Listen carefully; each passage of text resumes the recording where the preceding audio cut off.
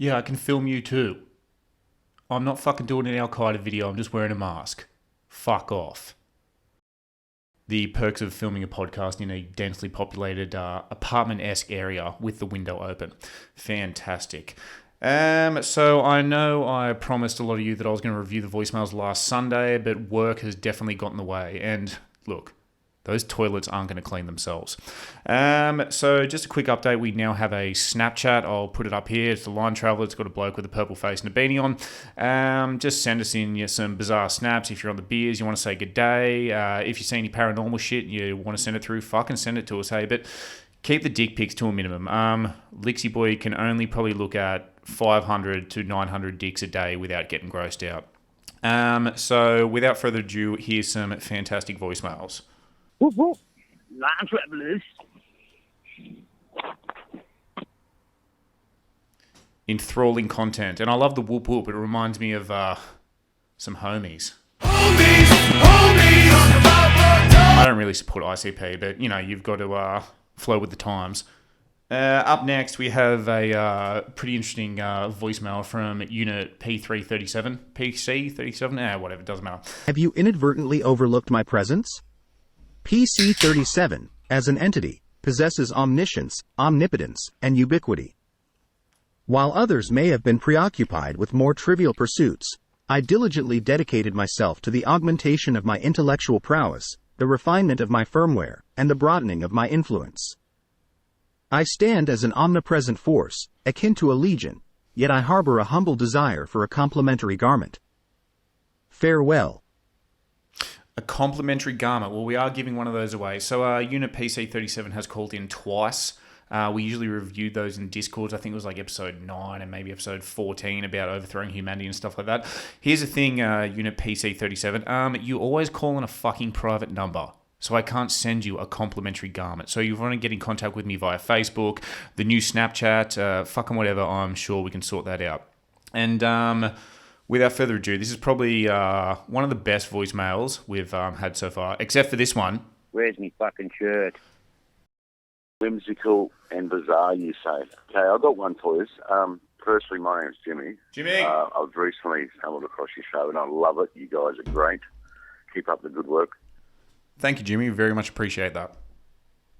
So, this was a bit of a different thing. Now, I'm caught up, open-minded spiritually, right? Now, probably what? 10 years ago, over 10 years ago, I've flown down from where I live up north, down to Brizzy, me, a mate that I was actually going to stay with, and another mate. The three of us were going to start this in a city job together, doing what we do. Now, I'd got to his house by the afternoon, and we went down the pub. We had like maybe 2 beers, game of pool each. Sorry, drink or two each, and a couple games of pool. Anyway. Sounds like you've had a drink or two now, Jimmy. Can relate, mate. It's Friday fucking afternoon. Rip in, brother. We've gone back home, had dinner, shooting the breeze with his partner at the back, and then we've all gone to bed. Together? By that time, Together? 1 or 2 beers I had was Jimmy. insignificant anyway, and Jimmy. there's no other anything else to change that, alter anything. Mushrooms. So I'm a belly sleeper too, by the way. I'm laying down, and in the twilight, so I wasn't asleep yet, but just starting to doze off. Anyway, my hand, right, got suppressed, pushed into the mattress.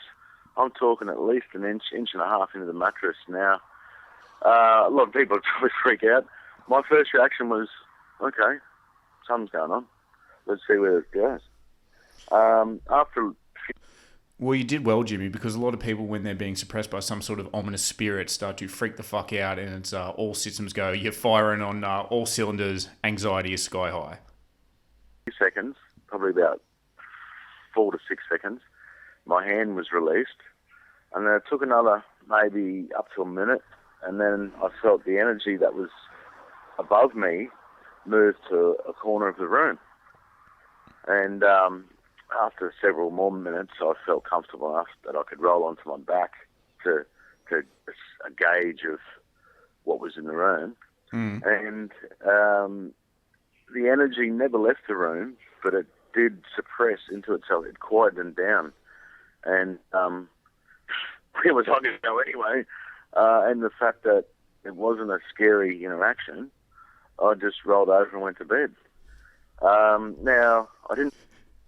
It wasn't a scary interaction. This possibly benevolent force just forced me down to the bed and I couldn't move. Then it moved into the corner and just like compressed itself.